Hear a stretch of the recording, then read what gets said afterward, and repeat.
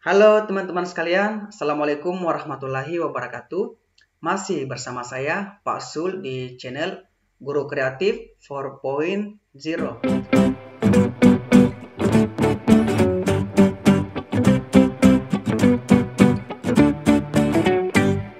Oke, baik teman-teman sekalian, Bismillahirrahmanirrahim. Baik, di video kali ini teman-teman, saya akan memberikan penjelasan mengenai bentuk soal dan prediksi akurat mengenai tes bakat skolastik, khususnya di bagian penalaran yang akan diujikan di seleksi P3K tahun 2021. Nah, teman-teman, tentunya ini sesuai dengan kisi-kisi dari Kemendikbud. Nah, video ini saya buat karena banyak teman-teman yang masih bingung mengenai tes bakat skolastik ini. Nah, semoga dengan adanya video ini dapat memperjelas atau dapat memberikan pemahaman kepada teman-teman semuanya mengenai tes bakat skolastik ini. Baik teman-teman, seperti biasanya, sesuai dengan kisi-kisi dari Kemendikbud, materi ujian P3K teman-teman ini ada 5 subtes yang harus teman-teman kuasai, dan diantaranya adalah tes bakat skolastik. Dan ingat teman-teman, tes bakat skolastik yang diujikan adalah bagian penalaran. Jadi tes bakat skolastik ini teman-teman cakupannya sangat luas sekali. Ada verbal, ada kuantitatif, dan ada penalaran. Dan untuk di seleksi P3K tahun ini, di tahun 2021, yang diujikan itu adalah di bagian penalaran. Jadi teman-teman yang teman-teman harus pelajari itu di bagian penalaran ya. Jangan pelajari tes bakat skolastik di bagian yang lain.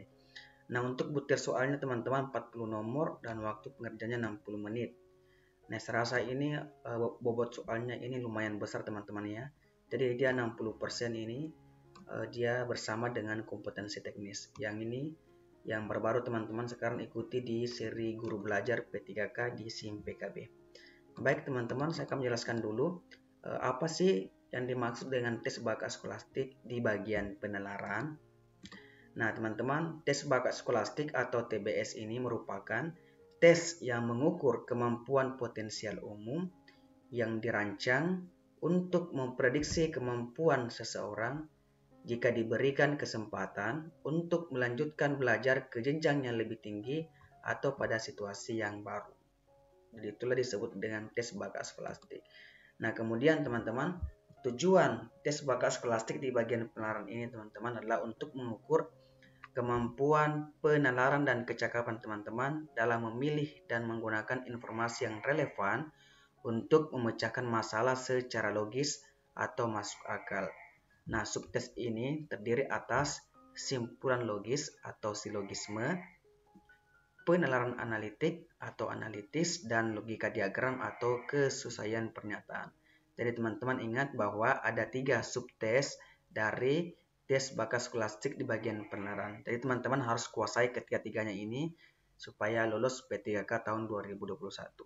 Yang pertama teman-teman harus kuasai simpulan logis atau silogisme, kemudian penalaran analitik atau analitis, dan yang terakhir adalah logika diagram atau kesesuaian pernyataan.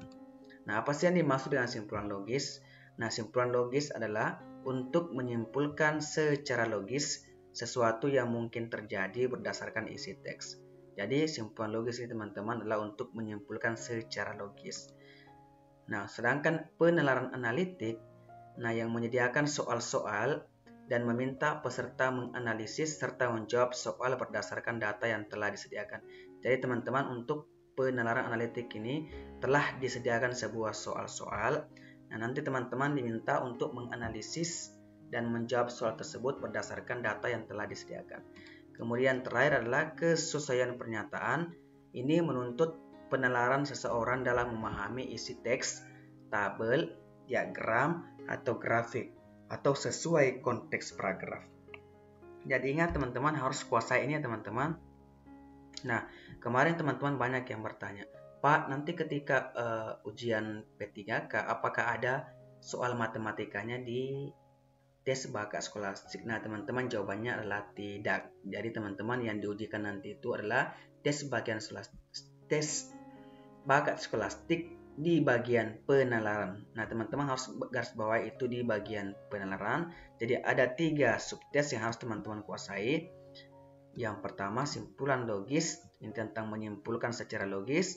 penalaran analitik, disediakan sebuah soal-soal dan teman-teman disuruh untuk menganalisis dan kesesuaian pernyataan. Nah, teman-teman disuruh untuk memahami isi teks, tabel, diagram, dan grafik. Oke, baik teman-teman, mari kita ke bentuk soalnya seperti apa. Yang pertama dulu ya teman-teman tentang simpulan logis. Nah, untuk simpulan logis ini teman-teman atau disebut dengan silogisme, saya rasa ini bukan hal yang baru bagi teman-teman. Jadi bagi teman-teman yang pernah ikut seleksi CPNS, ini banyak naik di bagian tes intelijensi umum atau TIU. Nah, contoh soalnya seperti ini teman-teman. Semua siswa diminta mempersiapkan diri untuk ulangan. Beberapa siswa tidak mempersiapkan diri. Kesimpulan yang tepat adalah A. Semua siswa mempersiapkan diri dan mendapat nilai baik. B. Sebagian siswa tidak mempersiapkan diri dan tidak mendapat nilai baik. C. Beberapa siswa mempersiapkan diri. D. Semua siswa mempersiapkan diri. Dan E. Siswa yang tidak mempersiapkan bisa tidak lulus.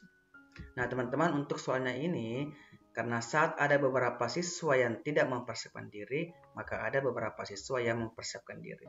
Nah, tips dari saya teman-teman ini untuk menjawab soal seperti ini teman-teman. Jadi ini ada dua premis. Premis pertama adalah semua siswa diminta untuk mempersiapkan diri untuk ulangan. Ini premis pertamanya teman-teman. Sedangkan premis kedua adalah beberapa siswa tidak mempersiapkan diri. Kesimpulan yang tepat adalah, ingat kata kuncinya teman-teman, jika premis pertama semua dan premis kedua beberapa, jika ada salah satu premis teman-teman yang menggunakan kata semua, maka sudah pasti nanti jawabannya adalah beberapa. Diawali dengan kata beberapa atau sebagian. Nah, mari kita lihat pilihan jawabannya. Bagian A semua diawali dengan kata semua, berarti ini sudah pasti salah. Meskipun teman-teman kita tidak usah baca yang di bagian belakangnya ini. Bagian B sebagian, berarti ini kemungkinan benar. C, beberapa, ini kemungkinan benar. Bagian D diawali dengan kata semua, maka ini sudah pasti salah. Nah, begitupun dengan bagian E. Nah, untuk nomor 1 ini kemungkinan besar jawabannya adalah bagian B atau C. Mari kita lihat kembali soalnya teman-teman. Dan disinilah dibutuhkan bagaimana teman-teman menalar dengan baik. Semua siswa diminta mempersiapkan diri untuk ulangan. Jadi semua siswa diminta untuk mempersiapkan diri untuk ulangan. Beberapa siswa tidak mempersiapkan diri. Kalau ada beberapa siswa yang tidak mempersiapkan diri, teman-teman, berarti ada juga beberapa siswa yang mempersiapkan diri. Maka jawaban yang benar adalah bagian C. Jelas ya teman-teman? Nah, inilah yang disebut dengan silogisme. Bagaimana teman-teman menyimpulkan sesuatu dari dua premis atau lebih. Baik teman-teman, untuk teman-teman supaya lebih paham, mari kita ke soal selanjutnya. Masih tentang silogisme. Jadi soalnya seperti ini teman-teman. Jika binatang itu unta, maka binatang itu berkaki 4. Binatang itu berkaki 2. Dengan demikian, binatang itu adalah burung. Binatang itu pasti bukan unta. Binatang itu mungkin bukan unta. Binatang itu bisa saja burung atau unta. Dan binatang itu bukan burung. Nah teman-teman, jika teman-teman pandai menalar, nah teman-teman pasti sudah bisa menemukan jawaban yang benar. Coba, jika binatang itu unta, maka binatang itu berkaki 4. Binatang itu berkaki 2, berarti binatang itu bukan unta. Binatang itu pasti bukan unta, maka jawaban yang benar adalah bagian B. Ini jika teman-teman pandai menalar. Nah, jika teman-teman tidak pandai menalar, teman-teman, tips dari saya.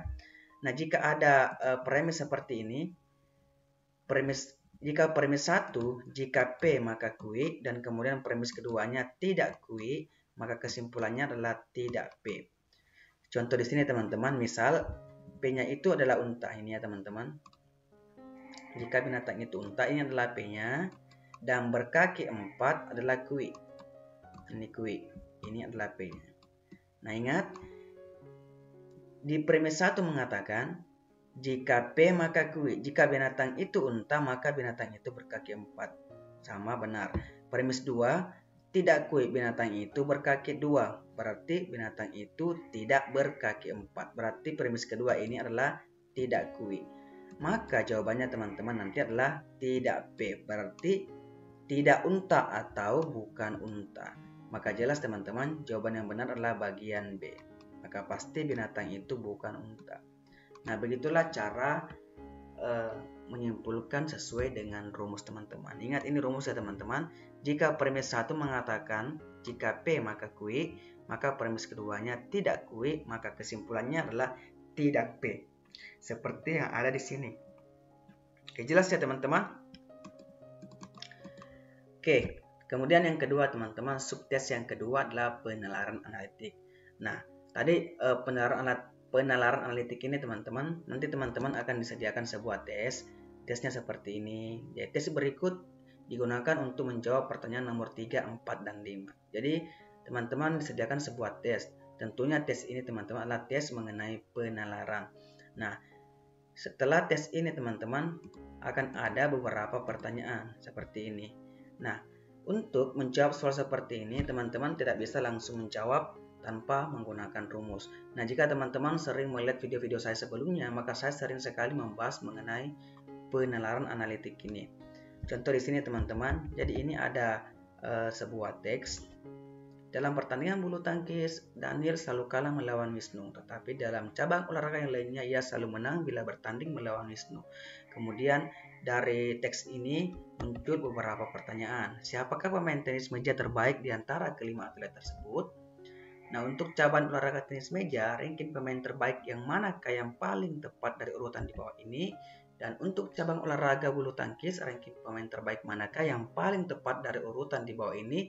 Nah, teman-teman, untuk menjawab soal seperti ini, teman-teman, teks yang ini, teman-teman, yang tadi ini, kita buat dalam bentuk tabel dulu. Tabelnya seperti ini, teman-teman. Jadi ini untuk memudahkan teman-teman. Nah, jika teman-teman sering mengikuti video saya sebelumnya, maka teman-teman sudah pasti bisa langsung menjawab atau mengetahui trik untuk menjawab soal subtes di penalaran analitik. Nah, teman-teman coba lihat di sini. Dalam pertandingan bulu tangkis, Daniel selalu kalah melawan Wisnu.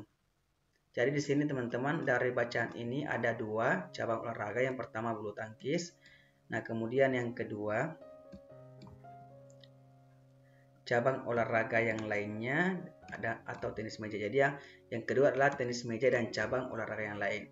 Nah, dari bacaan ini teman-teman, dari teks ini, untuk memudahkan kita memahaminya, maka kita masukkan ke dalam tabel. Tabelnya seperti ini ya teman-teman. Ini saya buat contoh di sini. Dalam pertandingan bulu tangkis, Daniel selalu kalah melawan Wisnu. Daniel selalu kalah melawan Wisnu. Berarti yang menang adalah Wisnu. Nah, udah benar ya teman-teman. Wisnu yang menang, Daniel. Berarti ini selesai. Tetapi dalam cabang olahraga yang lainnya, ia selalu menang bila bertanding melawan Wisnu. Berarti dalam cabang olahraga yang lainnya seperti tenis meja teman-teman, Daniel selalu menang bila melawan Wisnu. Maka menang Daniel, yang kalah adalah Wisnu. Putra selalu menang dalam pertandingan tenis meja melawan Wisnu. Putra selalu menang dalam pertandingan tenis meja melawan Wisnu. Berarti Putra yang menang, Wisnu kalah. Tetapi dalam cabang bulu tangkis ia akan kalah bila ia bertanding melawan Daniel. Bulu tangkis dia kalah dari Daniel, maka Putra kalah sedangkan Daniel menang. Oke. Pernyataan yang ketiga, Reza adalah pemain bulu tangkis terbaik. Oke, jadi Reza pemain bulu tangkis terbaik, tetapi dalam cabang tenis meja dia tidak sebaik Wisnu. Berarti Wisnu lebih baik daripada Reza ya. Benar ya teman-teman? Dalam cabang tenis meja, Aldian lebih baik daripada Daniel. Nah, dalam tenis meja, Aldian ini lebih baik daripada Daniel. Sedangkan dalam cabang bulu tangkis, ia menempati urutan tepat di bawah Reza. Nah, dalam cabang bulu tangkis ini teman-teman, Aldian ini di bawah Reza, berarti Reza yang menang dibanding dengan Aldian. Nah, jika teman-teman sudah memasukkan pernyataan yang tadi ke dalam sebuah tabel ini, nah tabel ini nanti yang kita gunakan untuk menjawab pertanyaan-pertanyaan dari teks yang tadi teman-teman. Baik, kita pindahkan tabelnya ke sini. Nah, mari kita lihat pertanyaan yang pertama teman-teman. Siapakah pemain tenis meja terbaik di antara kelima atlet tersebut? Oke, siapakah pemain tenis meja terbaik? Berarti kita lihat di sini teman-teman. Oke, Dan apakah A. Daniel, B. Wisnu, C. Putra, Reza, dan Aldian. Nah, jika teman-teman analis baik-baik ini di tenis meja ini, maka jelas yang terbaik itu adalah Wisnu. Wisnu salah ya teman-teman, karena Wisnu selalu kalah. Wisnu 2 kali kalah, berarti Wisnu ini kurang, salah. Kemudian Daniel. Nah, Daniel pernah menang, tapi dia pernah kalah dari Aldian, berarti Daniel juga salah. Ini juga salah. Kemudian Putra. Nah, Putra ini teman-teman, Putra tidak pernah kalah. Kemudian kemungkinan besar Putra. Kemudian Reza. Nah, Reza ini pernah kalah teman-teman, berarti Reza ini juga salah. Yang terakhir adalah Aldian. Aldian ya teman-teman. Aldian ini dia sudah Aldian ini teman-teman.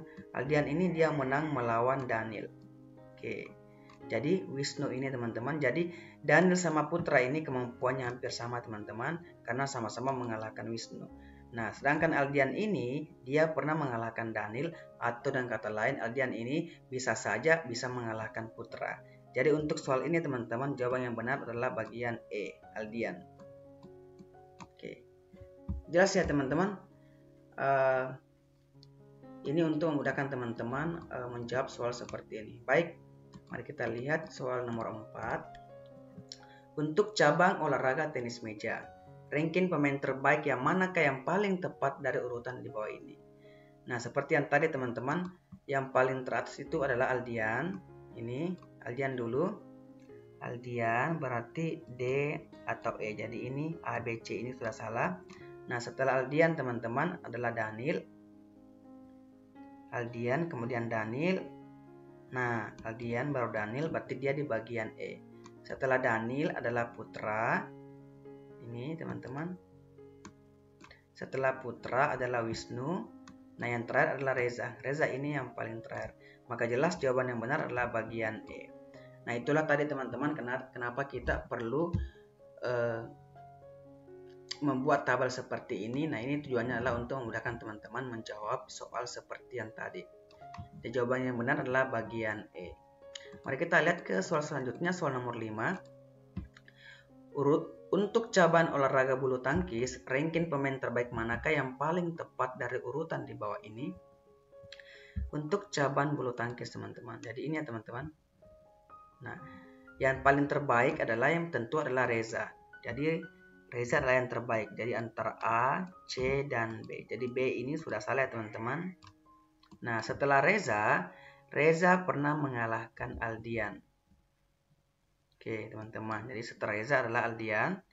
Oke, benar. Oke. Setelah Aldian berarti dia adalah Wisnu, teman-teman. Ini karena Wisnu pernah menang. Oke.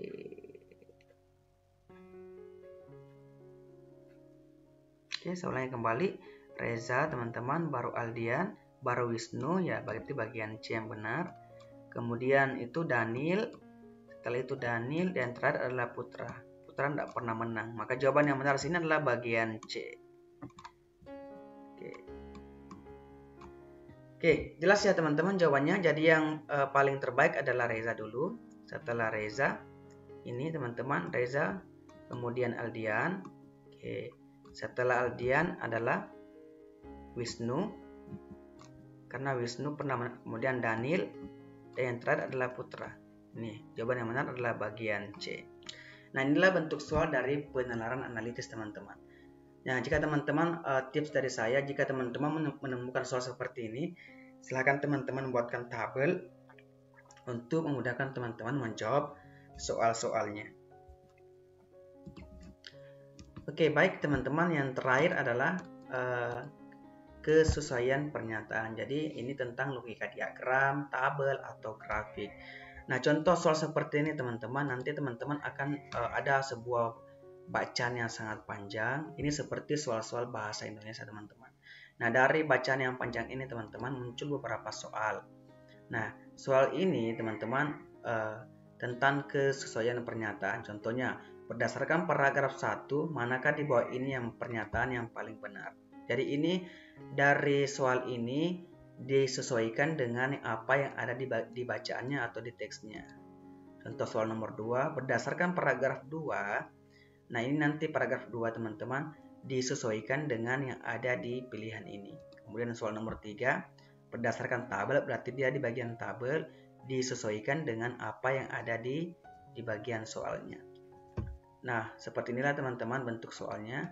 Contoh yang tadi teman-teman, berdasarkan paragraf 1, ini teman-teman, berarti paragraf 1 adalah bagian ini. Saya pindahkan ya ke sini. Berdasarkan paragraf 1, manakah di bawah pernyataan ini yang paling benar? A. Indonesia telah bebas dari narkoba dan sebagainya. Dan ini adalah paragraf satunya teman-teman. Nah, tips dari saya teman-teman, soal seperti ini agak sedikit mudah. Jadi teman-teman, untuk memudahkan teman-teman supaya waktunya tidak terbuang sia-sia, silakan teman-teman membaca scanning atau membaca sekilas saja, teman-teman membaca yang penting-penting saja. Contohnya di sini teman-teman. Di soal dikatakan bahwa berdasarkan paragraf 1. Nah, fokuskan teman-teman di bacaan itu, di teks itu, fokuskan di paragraf 1. Teman-teman tidak usah baca paragraf yang lainnya. Nah, berdasarkan paragraf 1, manakah di bawah ini pernyataan yang paling benar? Nah, jika teman-teman baca sekilas ini teman-teman, ini soalnya, untuk di video ini saya tidak usah baca ya teman-teman, maka jelas teman-teman jawaban yang benar adalah bagian C. Nah, inilah yang disebut dengan kesesuaian pernyataan. Apa yang ada di bacaan atau di tes ini disesuaikan dengan yang ada di opsi jawaban ini. Oke, jelas ya teman-teman? Begitupun nanti di soal nomor 2 akan ada bacaan. Nah, teman-teman nanti tinggal menyesuaikan pernyataan yang ada di soal ini dengan apa yang diminta di soal tersebut. Oke, seperti ini juga ada seperti bentuk tabel. Nah, berdasarkan tabel 1, pada rentang usia berapakah jumlah pengguna narkoba yang pernah mengalami kenaikan jumlah sekitar lebih dari 50%. Nah, teman-teman bisa lihat di sini. Nah, teman-teman silakan cari di rentang usia berapa yang ada kenaikan 50%. Nah, ini usia kurang dari 16, ini salah. Ini kurang dari 60%, sedangkan di soalnya lebih dari 50%. Berarti ini kurang dari 50%, berarti ini salah. So, bagian B, peningkatannya dari 1600 ke 2400 itu tidak sampai 50% teman-teman. Jadi ini juga salah. Di bagian C teman-teman dari 5500 ke 8000. Nah, inilah jawaban yang paling benar. Karena ini lebih dari 50% tingkat kenaikannya. Di bagian D ini salah teman-teman karena kenaikannya tidak sampai 50%. Nah, begitu pula dengan di bagian E juga salah karena kenaikannya memang jumlahnya banyak tetapi kenaikannya ini tidak sampai 50%. Nah, cara menghitung 50% ya teman-teman, 5.500 ini teman-teman kita bagi 2, kemudian ditambahkan nanti kembali dengan 5.000 ini. 5.500 dibagi 2 sama dengan 2.750. Jadi 5.503 teman-teman ditambah 2.750 hasilnya adalah 8.400-an. Jadi ini lebih dari 50%. Oleh karena itu jawaban yang benar adalah bagian C. Nah, inilah yang disebut dengan kesesuaian pernyataan. Nah, teman-teman, saya rasa untuk video kali ini saya rasa cukup sekian dari saya. Semoga apa yang saya sampaikan ini bermanfaat bagi teman-teman. Teman-teman bisa melihat langsung bagaimana sih bentuk soal dari tes bakat skolastik ini, sehingga teman-teman tidak asal belajar, teman-teman betul-betul mempelajari yang akan naik di seleksi P3K tahun ini, tahun 2021. Baik teman-teman, terima kasih. Wassalamualaikum warahmatullahi wabarakatuh dan sampai ketemu di soal-soal atau di video kami selanjutnya.